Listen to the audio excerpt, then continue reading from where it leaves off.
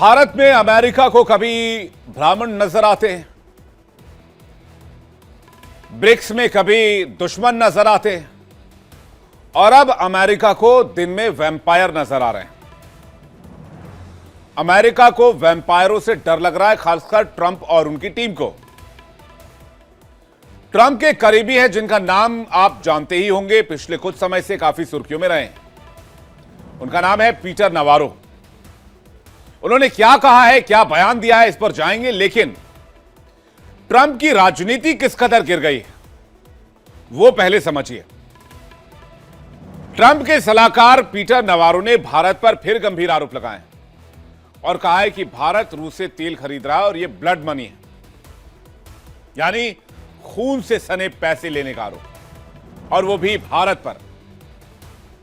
वो अमेरिका जो खुद रूस पर दुनिया भर का प्यार लुटाता है, व्यापार लुटाता है, हजारों करोड़ों डॉलर का तेल, गैस, एग्स यानी कि अंडे, ना जाने क्या क्या फर्नीचर खरीदता है, जो रूस से बड़ी बड़ी डील करता है, और वही दुनिया को नैतिकता का पाठ पढ़ा रहा है।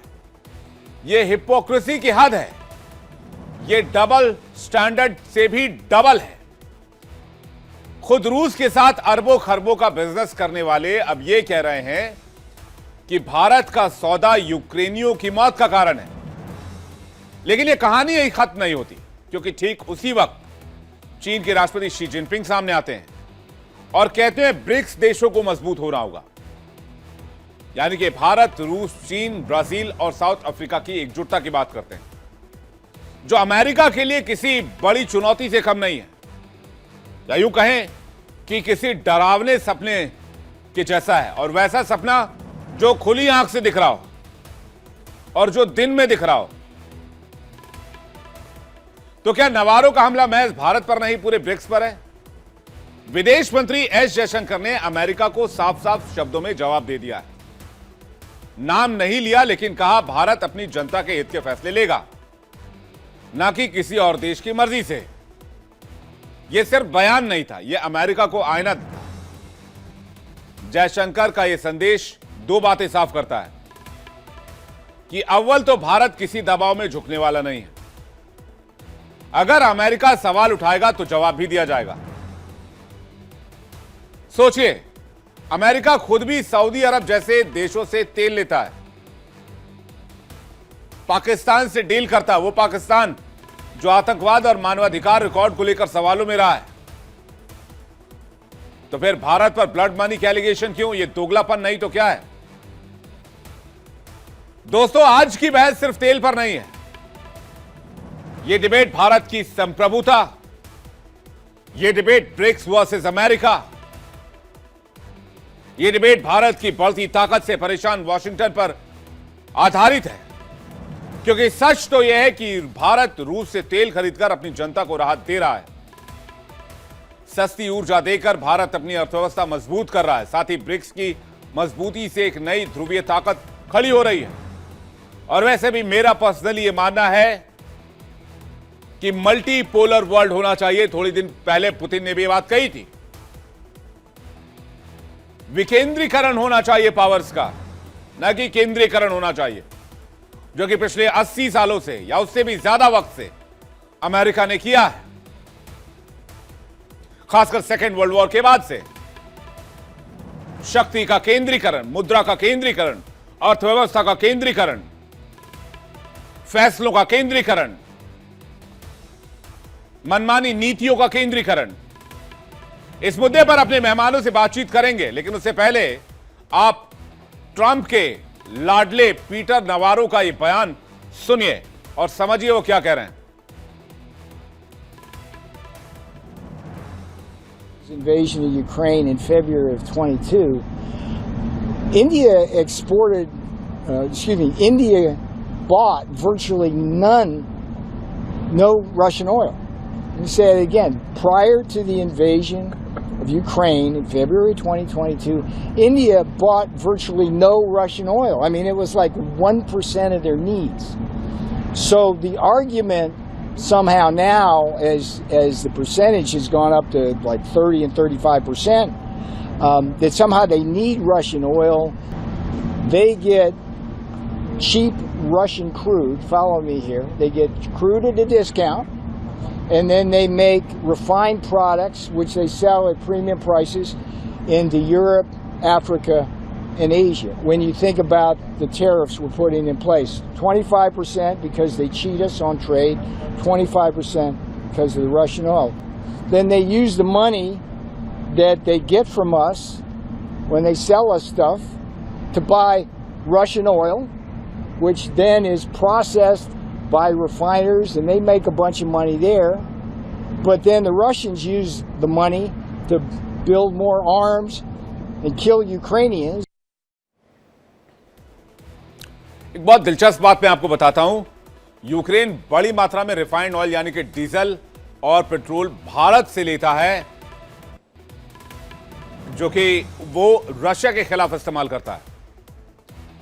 और यूक्रेन भारत से तेल लेने के एवज में डॉलर में पेमेंट करता है, और वो डॉलर आता है अमेरिका से।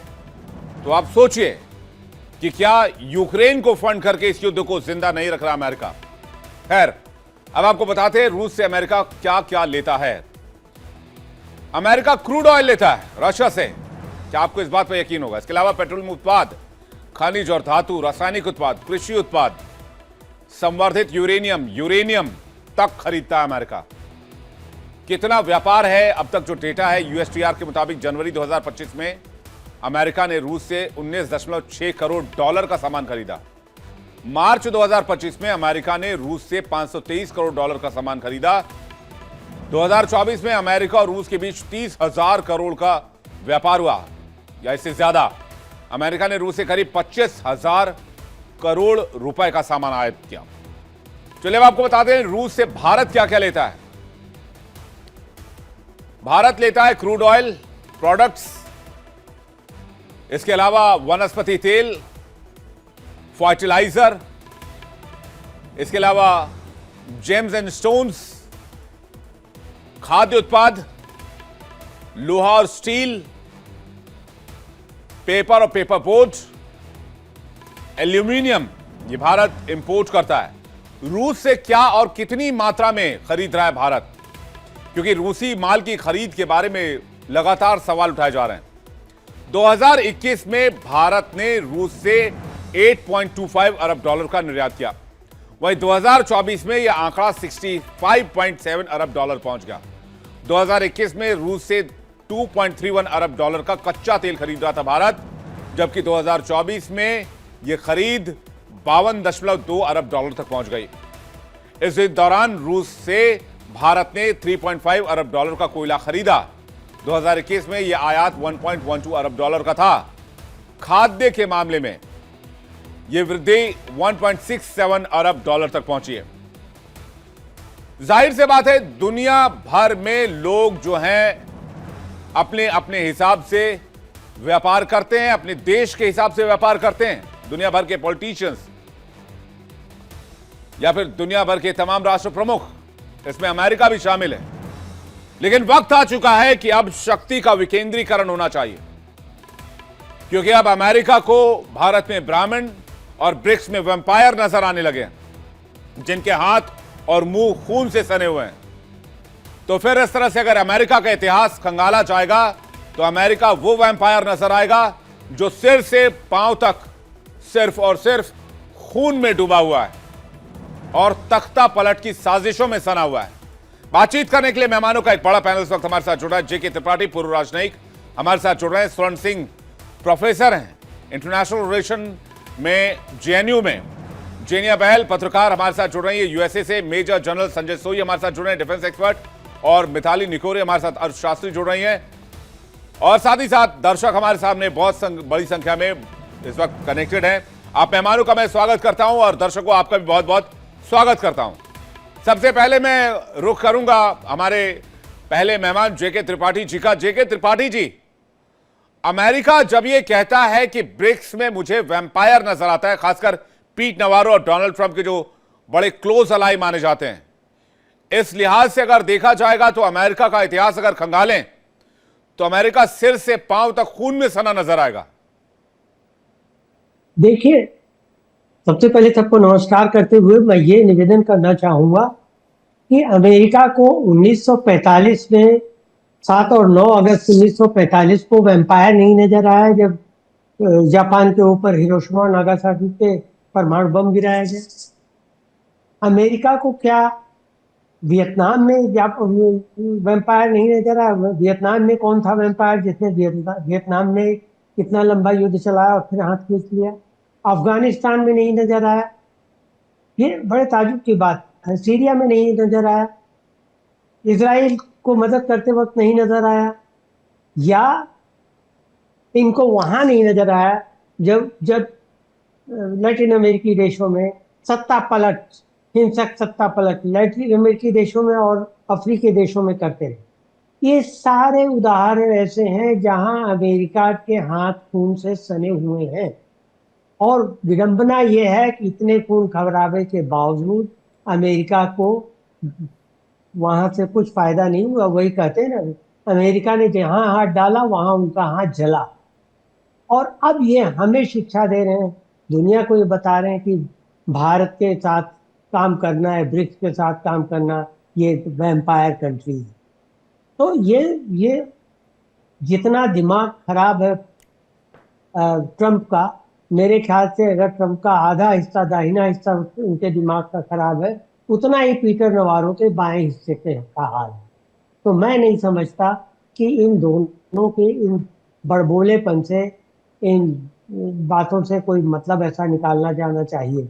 ये दोनों ही न राजनयिक है न स्टेट्समैन है। ये पता नहीं कहाँ से कैसी भाषा बोलते हैं और इनकी भाषा कभी कभी बड़ी असंयत भी हो जाती है। इनको ठीक है, डर लग रहा है, लगना ही चाहिए, क्योंकि अब तक अमेरिका ने सबको डराने का काम किया है। अब समय आ गया है कि अमेरिका को उसके ही अपने खेल में मात मिलनी शुरू हुई है। जी। ये त्रिपाठी जी क्यों डरे हुए हैं, क्यों खौफ में हैं? क्यों परेशान है लोग?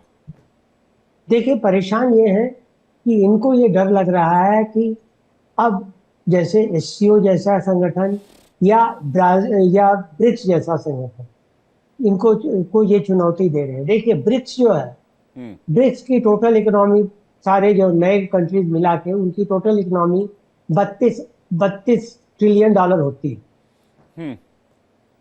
अमेरिका की इकोनॉमी 30 पॉइंट कुछ है, 21 पॉइंट कुछ है। इसका मतलब कि ब्रिक्स की टोटल इकोनॉमी ग्रुप की जो है वो अमेरिका की इकोनॉमी के बराबर या ज्यादा है। और इसका सीधा साधा अर्थ है कि अमेरिका अपने से बराबर या अपने से ज्यादा ताकतवर पहलवान से मोर्चा लेने की, लड़ाई लेने की बात सोच रहे हैं।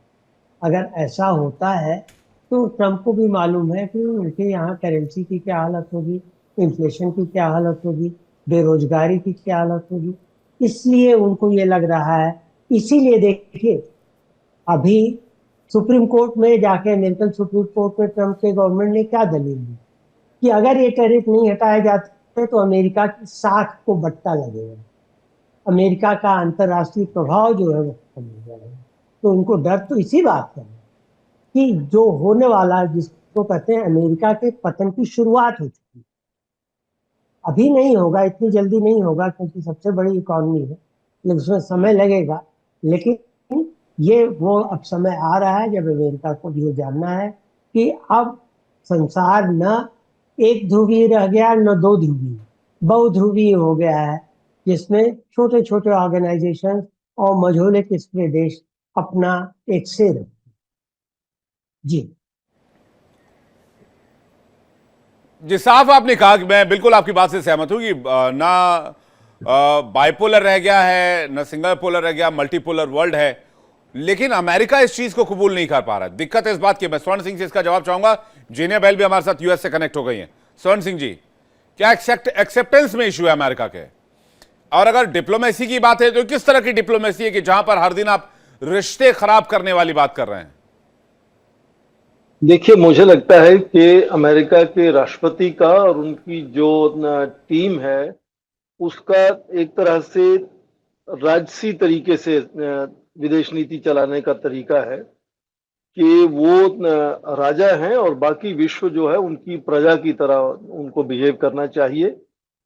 और क्योंकि कुछ देश, उनके जो खास दोस्त हैं, यूरोप के कुछ देश इस तरह का व्यवहार करते हुए नजर भी आए हाल में, तो उनकी ये कोशिश रहती है कि बहुत ज्यादा दबाव, आक्रोश बनाकर दूसरों को अपनी बात मनवाई जाए, जबकि डिप्लोमेसी में ये बिल्कुल सही रास्ता नहीं है। दूसरों को साथ लेकर चलना पड़ता है। और इसीलिए आप देखें कि जब उन्होंने 17 जून को प्रधानमंत्री से फोन पर बात की और कहा कि आप कनाडा से लौटते हुए वॉशिंगटन रुक जाएं, तो वो तो हो नहीं सकता था। प्रधानमंत्री का पहले से ही यात्रा का कार्यक्रम क्रोएशिया जाने का तय था, तो वो नहीं गए। और शायद इसलिए भी नहीं गए कि वहां air marshal, field marshal Asim Munir को भी बुलाया हुआ था व्हाइट हाउस में, तो कुछ ऑकवर्ड सिचुएशन वहां हो सकती थी। उसके बाद ये भी खबरों में आया कि प्रधानमंत्री को उन्होंने शायद ये इशारा किया कि पाकिस्तान एक तरह से नोबेल पीस प्राइज के लिए उनको रिकमेंड करने के लिए तैयार है, और क्या भारत भी इस तरह का कुछ करने को तैयार है।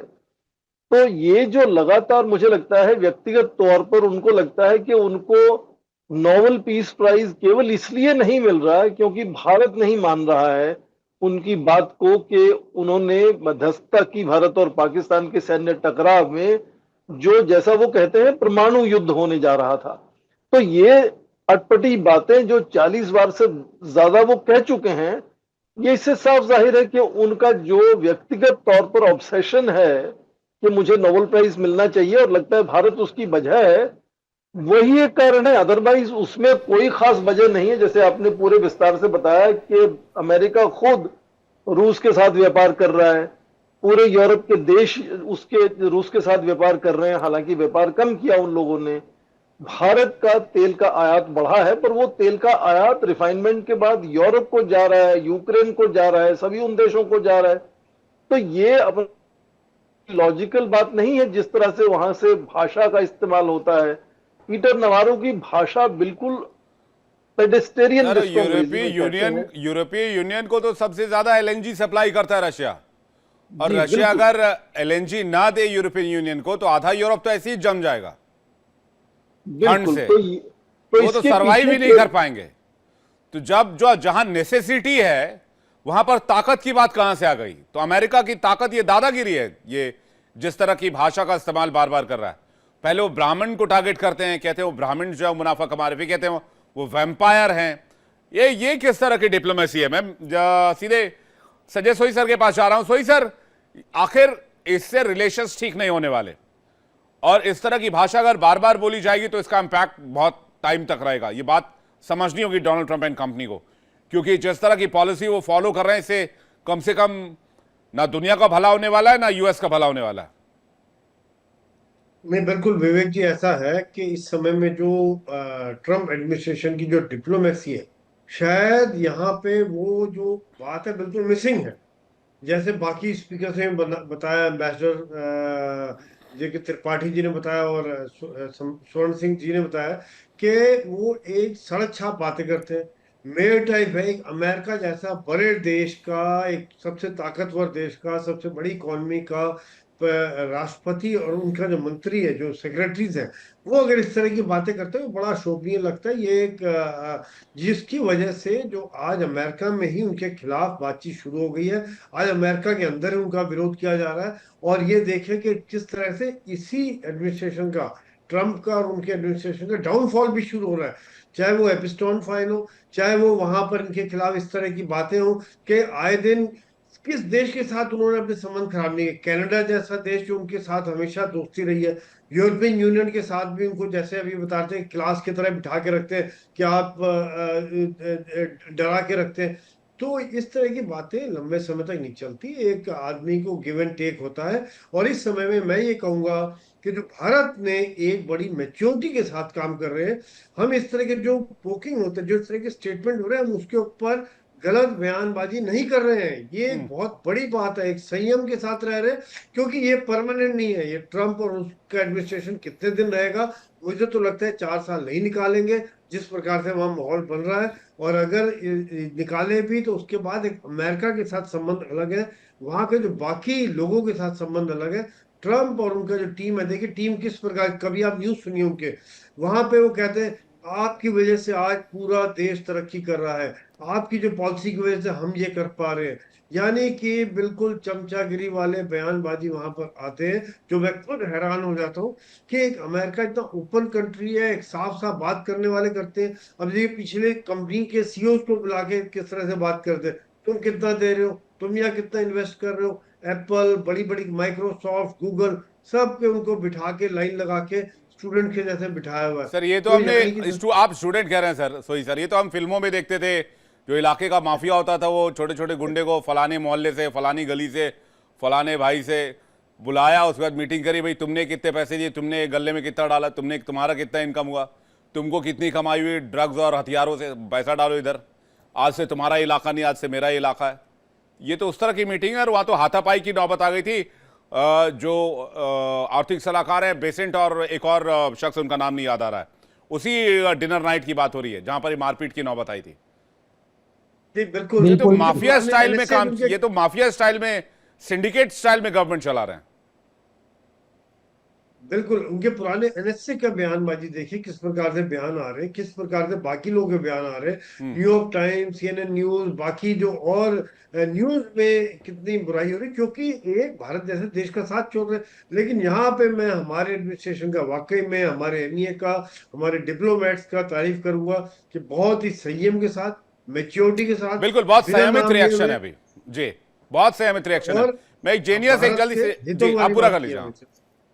जब बिल्कुल सिर्फ भारत के हितों की बात की है, बिना नाम लिए, विवेक जी। जेनिया, यूएस में क्या हो रहा है, वहां से क्या रिएक्शन है अभी तक इस पूरे सिचुएशन पे?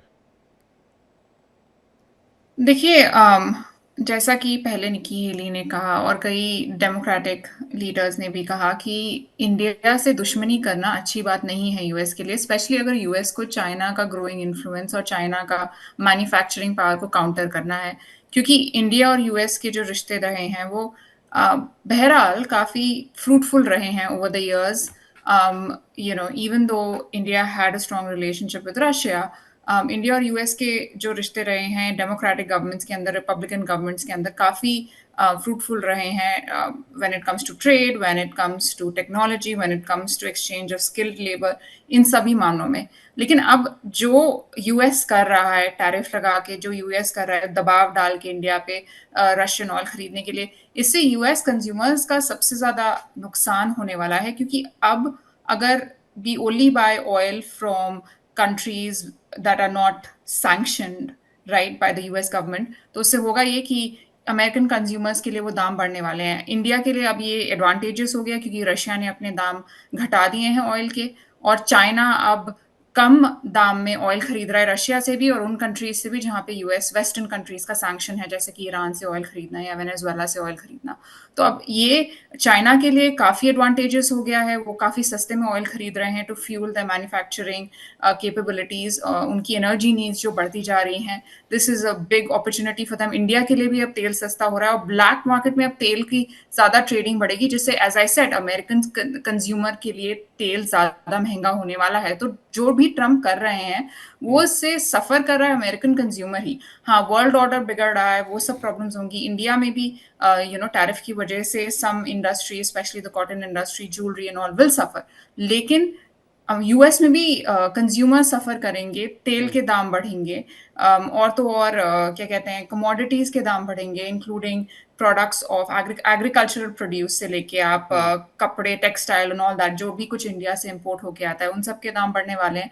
तो ये जो है कंज्यूमर प्राइस इंडेक्स जो गिरता ही जा रहा है अमेरिका में, ये इन टैरिफ्स की वजह से ही है। एंड ट्रम्प की policies are not favouring consumers, और ये बहुत बड़ी बात है। बिल्कुल, और अमेरिका पर भी इंपैक्ट इसका आ रहा है। मिताली के पास जा रहा हूं। मिताली, क्या डिफरेंस, कितना डिफरेंस है अगर हम रशिया, अमेरिका और यूरोपियन यूनियन के बिजनेस को एक कर दें और भारत और चाइना और रशिया के बिजनेस को एक कर दें, इंपोर्ट, खासकर जो रशिया से इंपोर्ट होता है, कितना बड़ा फर्क पड़ जाएगा, कितना डिफरेंस पड़ जाएगा, जिसमें डोनाल्ड ट्रंप एंड टीम को वैम्पायर्स नजर आने लगे हैं ब्रिक्स में? नहीं, ये तो आई थिंक विवेक जी, ये जो इनके रात को सपने आते हैं, ये तो हमें देखना ही पड़ेगा कि ऐसा क्या खा लिया है इन्होंने, ऐसा क्या पी लिया है इन्होंने कि इनको ऐसे सपने आ रहे हैं वैम्पायर्स के। बट अगर हम एक सीरियस नोट पे बात करें तो आई थिंक एक ये बहुत बड़ी बात अब निकल के आ रही है कि जो डोनाल्ड ट्रम्प कर रहे हैं, मतलब हम तो ऐसे एक इंडिया के लेंस से देख रहे हैं, हम बार बार ये देख रहे हैं कि वो भारत के लिए क्या कह रहे हैं, वो ब्रिक्स के लिए क्या कह रहे हैं। लेकिन अगर आप ये भी देखें कि वो यूरोपियन यूनियन के लिए क्या कह रहे हैं, वो अपने एलाइज के लिए क्या कह रहे हैं, उनके एलाइज को भी वो ऐसे ट्रीट कर रहे हैं कि जैसे वो उनके मतलब छोटे छोटे मिनियंस हैं, और उनकी उनकी कोई स्टैचर नहीं है, उनकी कोई इक्वालिटी नहीं है। तो इसमें ये एक बहुत बड़ी चीज निकल कर आती है कि ये जो देश है और ये जो लोग हैं जो उनके साथ काम करते हैं, वो उनको आगे बढ़ने नहीं देंगे। वो उनको ये नहीं करने देंगे कि आपको जो करना है आप करते रहो। एक ये बहुत नई एक आइडिया ऑलरेडी आ रहा है। मार्जरी ग्रीन, जो उनकी एक बहुत बड़ी एलाय थी, उन्होंने ऑलरेडी ट्रम्प को छोड़ दिया है। और ऐसे ही धीरे धीरे धीरे निकी हेली भी अब थोड़ी उनसे एंटेगनाइज हो रही है। तो रिपब्लिकन पार्टी में भी जो उनके पहले सपोर्टर्स थे, वो अब ऑलरेडी दूसरे साइड पर जा रहे हैं और वहां पे भी एक रिफ्ट नजर आ रहा है। तो मुझे लगता है कि टाइम दूर नहीं है जब ट्रम्प के अगेंस्ट ही उनकी अपनी पार्टी बोलना शुरू कर देगी।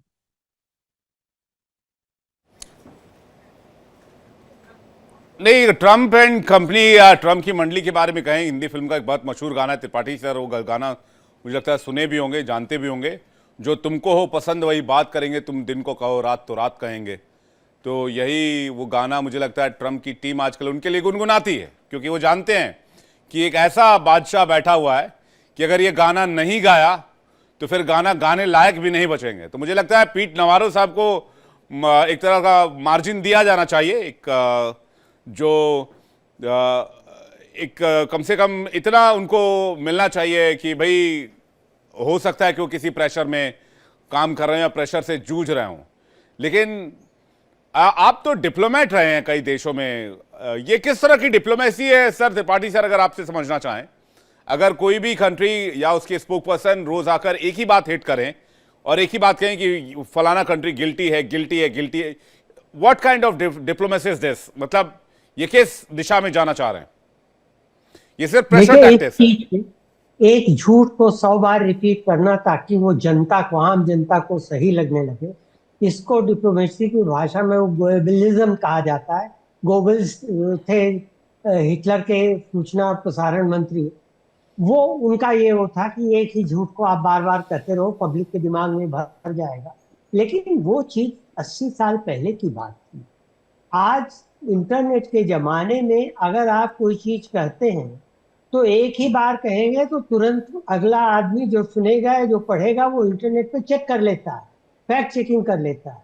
तो ये बार बार कहना, आप जैसे देखिए इन्होंने नवारो ने कहा कि भारत ये करता है वो करता है, तो उन्हीं के भूतपूर्व सहयोगी टेस्ला के मालिक ने तुरंत कह दिया, उनको काट दिया कि नहीं नहीं ऐसी बात ये नहीं, फैक्ट चेक किया है मैंने, पीटर नवारो गलत है। तो इस तरह से आप डिप्लोमेसी में आप बात तब तक नहीं कर सकते जब तक कि आपके पीछे कुछ फैक्ट्स न हो आपको कोरोबरेट करने। लेकिन अगर आप हवाई बातें करेंगे तो वो डिप्लोमेसी में नहीं होती। डॉक्टर स्वर्ण सिंह मेरी बात से तस्दीक करेंगे कि डिप्लोमेसी में बातें जो होती हैं फैक्ट के आधार पर होती हैं, अपने नेशनल इंटरेस्ट के आधार पर होती हैं। ऐसे नहीं होते कि आप कहीं वैम्पायर कह दें, कहीं ब्राह्मण कह दें, कहीं ये कह दें, कहीं वो कह दें। इस सबसे जनता का क्षणिक मनोरंजन हो सकता है, एंटरटेनमेंट हो सकता है थोड़ी देर के लिए, लेकिन उतनी एंटरटेनमेंट से ज्यादा और कोई वैल्यू इसकी नहीं होती ऐसे बयानों। तो मुझे नहीं लगता कि ट्रम्प के या पीटर नवारो के या ये जो हैं आपके बेसेंट, स्कॉट बेसेंट, इनके बयान कोई इतना मायने रखते हैं। बार बार सुनते सुनते आम पब्लिक भी ये जान जाती है एक स्थिति में कि इनके बयानों में कोई दम नहीं है, ये सिर्फ डरे हुए हैं अपना, जिसको कहते हैं ना थोथा चना बाजे घना, वो वाली बात। हाँ, अभी हाल में उन्होंने डिपार्टमेंट ऑफ जो डिफेंस है उसको, मिनिस्ट्री ऑफ डिफेंस को मिनिस्ट्री ऑफ वॉर कर दिया है। तो मैं कहता हूँ पीट नवारो का जो डिपार्टमेंट है उसको मिनिस्ट्री ऑफ एंटरटेनमेंट कर दें, आप डिपार्टमेंट ऑफ एंटरटेनमेंट कर दें। कम से कम हम लोग मजाक मिले, मतलब एक मजाक के लहजे में कि अरे भाई नवारो साहब आए और एक और जोक मार के गए आज। अगर उनका डिपार्टमेंट चेंज हो जाएगा, एंटरटेनमेंट डिपार्टमेंट हो जाएगा, तो मजा आएगा थोड़ा सा, मतलब फिर लगेगा ठीक है भाई एंटरटेनमेंट पर्पज से करें। लेकिन यूएस जो कि एक बड़ा शक्तिशाली मुल्क है और दुनिया भर में उसकी अर्थव्यवस्था बहुत ताकत रखती है, लेकिन और वहां के नेता इस तरह से बोले तो उस बात में गंभीरता आती है। लॉन्ग टर्म के लिए क्या सोच रहे होंगे ये लोग, स्वर्ण सिंह जी, क्या देख रहे होंगे? मुझे नहीं लगता है इनमें से कोई भी जो ट्रंप की टीम में अब कुछ लोग जो बचे हैं वो Serious हैं। लंबी नहीं सोचते हैं। वो उनकी आपस में ही प्रतिस्पर्धा है कि कौन सबसे ज्यादा सड़क छाप भाषा का इस्तेमाल कर सकता है। चाहे लटनिक हो, स्कॉट बेंसेंट हो, और सबसे आगे तो ये पीटर नवारो हैं। इनकी भाषा बिल्कुल डिप्लोमेसी भाषा है ही नहीं। क्योंकि डिप्लोमेसी में तो हम अक्सर कहते हैं कि डिप्लोमेट जब आपको ना भी करना चाहता है तो इतने अच्छे से कहता है कि आपको उसमें हाँ ही नजर आती है। या हम कहते हैं कि ऐसे बात कहता है कि आपको लगता है कि मेरे ही हित की बात हो रही हो।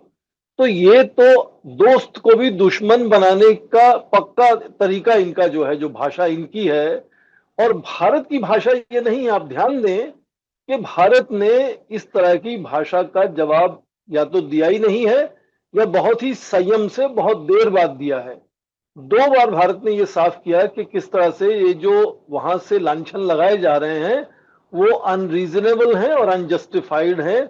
पर जैसे ही राष्ट्रपति ट्रंप ने पिछले शनिवार अभी व्हाइट हाउस में पत्रकारों से बात करते हुए कहा कि भारत के प्रधानमंत्री उनके दोस्त हैं, हमारी स्पेशल रिलेशनशिप है, मेरी सभी देशों से व्यापार को लेकर बातचीत हो रही है, तो प्रधानमंत्री के स्तर पर उसका जवाब दिया गया। और प्रधानमंत्री ने कहा, हाँ, हमारी जो आपस में ग्लोबल और स्पेशल स्ट्रेटेजिक पार्टनरशिप है वो दूरदर्शी भी है, फॉरवर्ड लुकिंग है। इसका मतलब कि हम यदि सकारात्मक तालमेल बनाना चाहते हैं तो भारत आगे बढ़कर हाथ मिलाएगा। यदि आप सड़क छाप भाषा का, आक्रोश भरी भाषा का इस्तेमाल करेंगे तो भारत अपना काम करके जवाब देगा, भाषा का भाषा से जवाब नहीं देगा, और वो भाषा तो बिल्कुल नहीं अपनाएगा। तो हाल ही में आपने जैसे देखा कि किस तरह से भारत ने रूस और चीन से अपना तालमेल बढ़ाया है, जापान से तालमेल बढ़ाया है, यूरोपियन यूनियन से बड़ी तेजी से एफटीए की एग्रीमेंट की तैयारी हो रही है। बिल्कुल। यूरोपियन यूनियन की प्रेसिडेंट भारत के प्रधानमंत्री को कहती हैं कि आप रूस के राष्ट्रपति पर थोड़ा प्रभाव डालें ताकि यूक्रेन युद्ध बंद हो।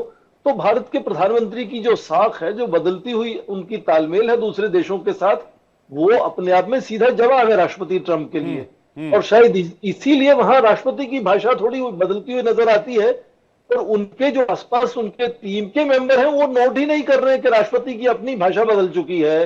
और पिछले 48 घंटे में उसके बाद उन्होंने, राष्ट्रपति ट्रंप ने कोई नकारात्मक टिप्पणी नहीं की उसके बाद। और ये पीटर नवारो अभी भी अंधाधुंध अपने ट्वीट छोड़े जा रहे हैं, भाषण दिए जा रहे हैं, बात इस तरह की किए जा रहे हैं बिना जाने कि उनके नेता की, राष्ट्रपति की अपनी भाषा बदल चुकी है और उनको भारत का रुझान शायद दूसरी तरह से बनाना ऐसे लगता है कि जरूरी हो गया उनके लिए। तो भारत जो है वो संयम से, संतुलन से, वो एससीओ वाली तस्वीर अभी तक हजम नहीं कर पा रहे हैं। आपने कहा कि पर अपने तरीके से जवाब देता है। भारत ने अभी तक संयमित रहकर जवाब दिया, और भारत का सबसे बड़ा जवाब यही था जो तस्वीर इस वक्त देख रहे हैं आप और दर्शक देख रहे हैं, तिनजियान की जो तस्वीर सामने आई थी, जिसमें भारत ने जवाब ही नहीं दिया था। इसे ईंट का जवाब पत्थर से भी कहा गया। और उसके बाद जो है डोनाल्ड ट्रंप के सुर जो बड़े नरम पड़े, और जो दोस्ताना और वो परिवार वाले ट्वीट और वो उस तरह की भाषा कि भाई हम तो पुराने दोस्त रहे हैं, दोस्त आगे भी रहेंगे, तो ये जवाब भारत ने दिया। लेकिन आपने ठीक कहा कि शायद वो बात उनकी टीम के लोग नहीं समझ रहे, जो इंटेंसिटी अब महसूस की जा रही है इन रिश्तों के दरमियान। मैं जल्दी से सोई सर आपके पास आऊं, लेकिन जेनिया से एक सवाल ले लूं कि वहां की मीडिया, यूएस मीडिया खास करके, इस रिलेशनशिप को कैसे कवर कर रही है?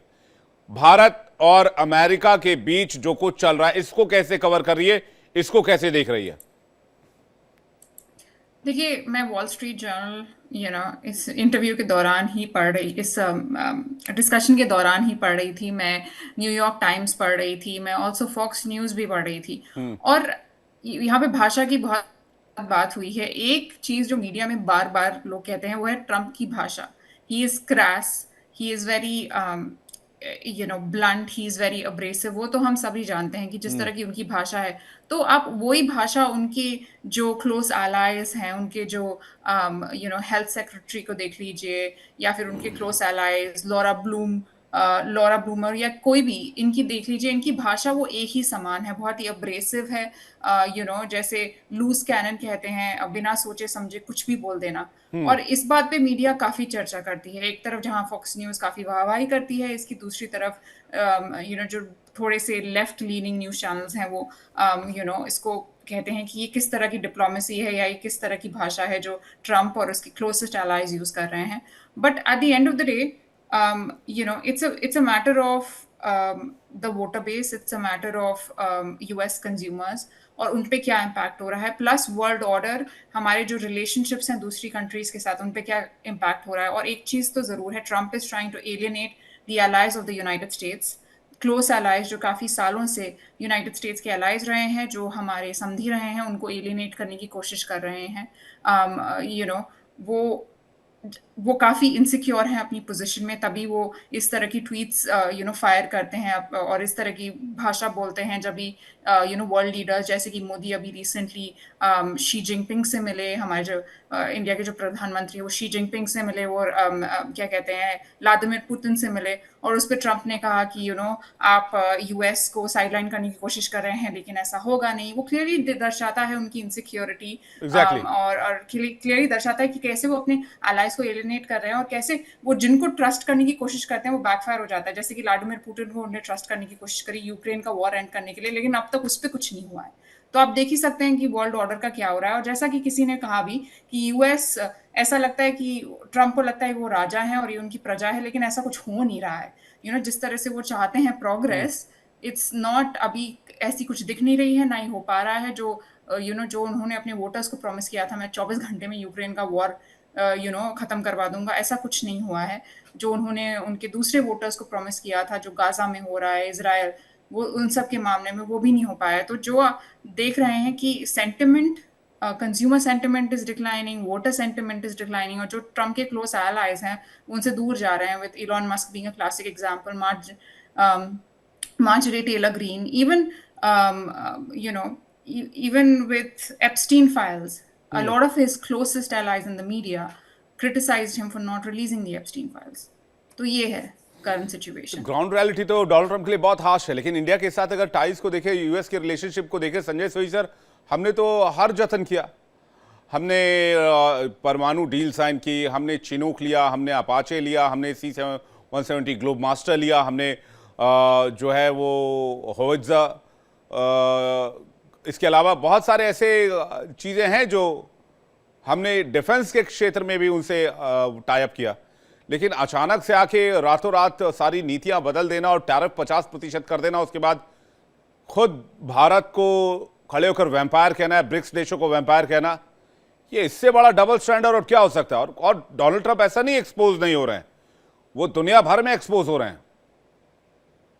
ये विवेक जी बात बिल्कुल ठीक कह रहे हो। लास्ट बात को मैं उससे शुरू करूंगा कि जो जितना इस तरह से बोलता है वो उतना ज्यादा अपने आप को एक्सपोज करता है, और जो जितना ठहराव से बातचीत करता है वो एक गहराई दिखाता है, एक मैच्योरिटी दिखाता है। वो इस समय भारत दिखा रहा है। और ट्रम्प की जिस तरह से भाषा, जिस तरह से उनके सलाहकारों की, उनके जो बाकी लोग हैं उनकी जो भाषा है, वो वाकई में आज अमेरिका में उसकी काफी बुराई हो रही है। दूसरी वजह से आपने डिफेंस का बताया, बिल्कुल भारत का आप समझिए कि 2016 के बाद से अमेरिका से काफी हमारी डील्स हुई हैं, एग्रीमेंट्स हुए हैं, चाहे वो कॉम कासा हो जिसमें कम्युनिकेशन एक्सचेंज हो, या फिर logistic and exchange memorandum deal हुई थी, या फिर हमारा बेका डील हुई थी। काफी इनके साथ हमारे एग्रीमेंट हुए जिसमें intelligence sharing, logistic support, communication की सपोर्ट, इस तरह की बातें हैं। इसके अलावा जैसे आप बता रहे थे कई किस्म के हथियार लिए इवन अभी भी अलास्का में भी अब मिलिट्री एक्सरसाइज चल रही है यूएस और इंडियन आर्मी की। PSI अलास्का में चल रही है इस समय में दोनों की। तो इस समय में देखिए अमेरिका के साथ मैं ये कहूंगा कि हमारी जिसको कहते हैं ना सादी भाषा में कट्टी नहीं हुई है। इस समय में ट्रम्प का जो बयान चल रहा है, ये ट्रम्प का भी पता नहीं, पल में तोला पल में माशा होता है।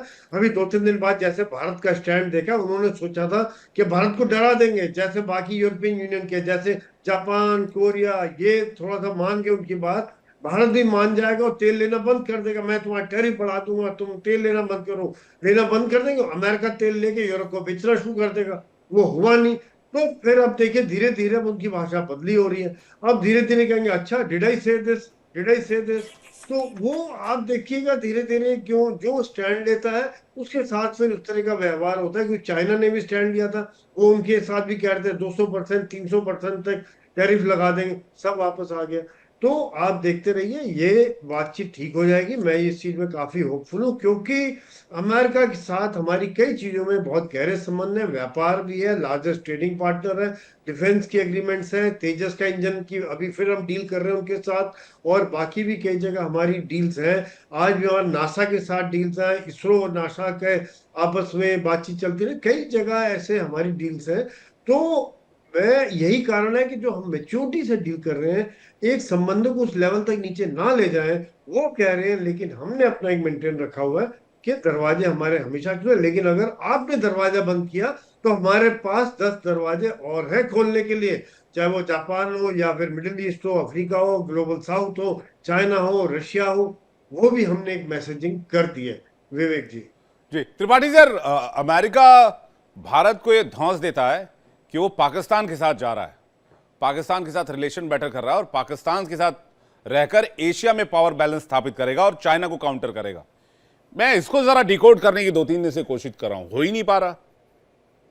देखिए, पाकिस्तान के साथ जाने को अपने साथ ले जाने की धौंस जो अमेरिका दे रहा है, अमेरिका अच्छी तरह जानता है, पाकिस्तान भी अच्छी तरह जानता है और एशिया के अन्य देश भी अच्छी तरह जानते हैं कि वो खोखली धौंस है। क्योंकि देखिए, स्पष्ट बात यह है, पाकिस्तान और चीन के संबंध जो पिछले 50 सालों में इतने दृढ़ हुए हैं कि जिसको वो कहते हैं ना ऑल वेदर फ्रेंड्स, तो सदाबहार दोस्त हैं। अगर अमेरिका ये ख्वाब देख रहा है कि ऐसी सदाबहार दोस्ती को हम ओवरनाइट बदल देंगे, दुश्मनी न सही न्यूट्रलिटी में बदल देंगे, तो वो संभव नहीं है। एक तो संभव नहीं, दोनों देशों के रिश्तों की वजह से। दूसरा इसलिए भी नहीं संभव है कि चाइना का सबसे बड़ा BRI का मामला जो है इन्वेस्टमेंट को पाकिस्तान में लगा हुआ CPEC में, जहां ऑफिशियली उनका $67 बिलियन, 67 अरब डॉलर, और अनऑफिशियली क्योंकि कहा जाता है कि करीब $29 बिलियन अनऑफिशियली है जो कि डिक्लेयर नहीं किया गया, वो लगा है। तो एक तरह से $96 बिलियन उनका लगा हुआ है वहां, 96 अरब डॉलर। अब उस अपने निवेश को चीन इतनी जल्दी तो नहीं छोड़ने वाला। चीन ने वहां पर ग्वादर में अपना बेस भी बना लिया। इस सबको चीन इतनी जल्दी नहीं छोड़ेगा। तो ये क्यों किस उसमें कर रहे हैं, डे ड्रीमिंग कर रहे हैं कि पाकिस्तान को लेकर के ये ऐसा बना लेंगे। और पाकिस्तान को अगर ये ले भी जाएंगे तो पाकिस्तान कितना मैटर करेगा, चीन के लिए कितना मैटर करता है इकोनॉमिकली छोड़ के, चीन तो उसको वो नहीं करे। लेकिन आप ये देखिए, स्ट्रेटेजिकली या सामरिक दृष्टि से पाकिस्तान चीन के लिए उतना महत्वपूर्ण नहीं रह जाए। लेकिन फिर भी चूंकि चीन का इन्वेस्टमेंट है, इसलिए चीन उसको छोड़ेगा नहीं। और अमेरिका भी ये जानता है कि पाकिस्तान कभी अमेरिका की गोद में बैठा हुआ बच्चा था, जिसको कहते ना कि एक बार शायद बुश से किसी ने कहा था कि don't you know Pakistan is a bastard country, senior Bush थे, तो उन्होंने कहा yes but it is our bastard. वो भी टाइम अब नहीं रहा कि पाकिस्तान को इतना ज्यादा भाव अमेरिका देता है। यहाँ बात सिर्फ देखिए इतनी है, दो चीजें, जहां ट्रम्प का जो इन्फ्लेटेड ईगो है वो हर्ट हुआ है भारत से, क्योंकि भारत ने ये मानने से इनकार कर दिया कि आपने समझौता कराया है भारत पाकिस्तान के बीच में। भारत ने यहाँ तक कर दिया कि कहा जाता है कि 4 बार ट्रम्प ने प्रधानमंत्री को फोन किया, प्रधानमंत्री ने फोन पे आने से मना कर दिया। तो उनका ये इन्फ्लेटेड ईगो करे, एक डेवलपिंग कंट्री जो कल तक भिखमंगा कंट्री था 80 साल पहले तक, वो अमेरिका को कैसे चैलेंज कर रहा है, ये एक चीज है। दूसरी चीज देखिए, ट्रम्प शुद्ध और विशुद्ध बिजनेसमैन है, उसमें भी कितने सफल कितने असफल हैं ये तो बात की बात है, लेकिन बिजनेसमैन है। तो वो ये नहीं देखते कि स्ट्रेटेजिकली या जियो स्ट्रेटेजिकली क्या हो रहा है, भारत के साथ रिश्ते स्थापित करना कितना अच्छा है, कितना बुरा है, चीन के साथ काउंटर करने के लिए हमें भारत ज्यादा मददगार होगा या पाकिस्तान मददगार होगा, वो ये नहीं देखते।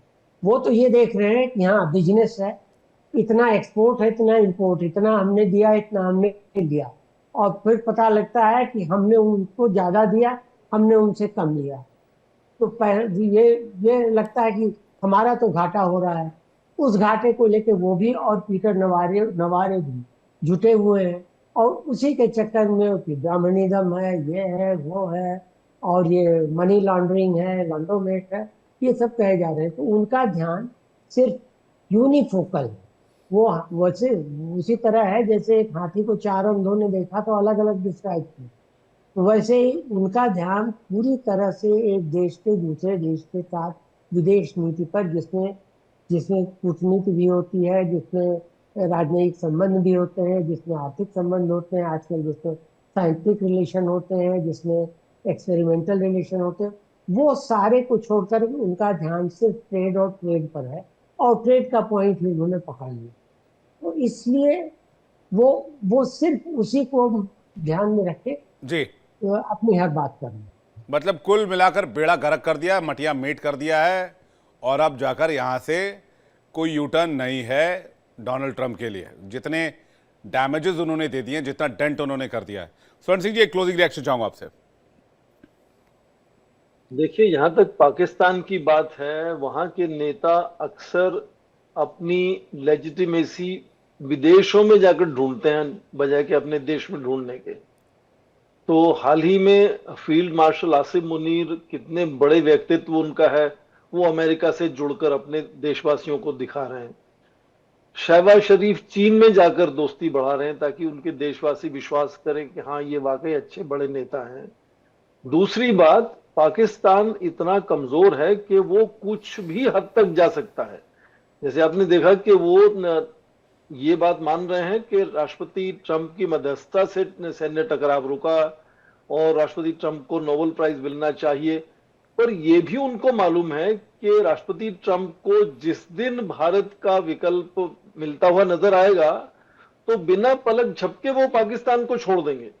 पहले कार्यकाल में वो इतना नाराज थे पाकिस्तान के साथ कि वो बार बार कहते थे कि सैकड़ों अरब डॉलर की सहायता लेकर पाकिस्तान ने केवल हमें झूठ और झूठ और झूठ दिया है। तो ये इस तरह से जो पाकिस्तान के साथ रिश्ते हैं उनके, वो बहुत ही एक कहें कि शॉर्ट टर्म उनको फायदा नजर आता है कि चलिए भारत पर दबाव बनाना है तो आसिम मुनीर को बुलाइए। बस बस बस वही एक रीजन है जिसकी वजह से पाकिस्तान पर भरोसा किया जा रहा है। खैर, अब कहते हुए बड़ा एक रामचरितमानस में मशहूर चौपाई है, जाकी रही भावना जैसी प्रभु मूरत देखी तीन तैसी। तो अब पाकिस्तान में डोनाल्ड ट्रंप को फायदा नजर आ रहा है, नुकसान नजर आ रहा है, पैसा नजर आ रहा है, कैश नजर आ रहा है, डॉलर नजर आ रहा है, क्रिटिकल मिनरल नजर आ रहा है, या भारत पर प्रेशर नजर आ रहे हैं। तो डोनाल्ड ट्रंप जाने, लेकिन डोनाल्ड ट्रंप के सलाहकार पीट नवारो ने तो खेल कर दिया है और उन्होंने रही सही कसर पूरी कर दी। अब ये डेंट कैसे कंप्लीट होगा या फिर ये डेंट रिकवर कैसे होगा, ये देखने वाली बात होगी। अब मेहमानों का बहुत शुक्रिया हमारे साथ जुड़ने के लिए और अपना कीमती वक्त देने के लिए बहुत बहुत धन्यवाद।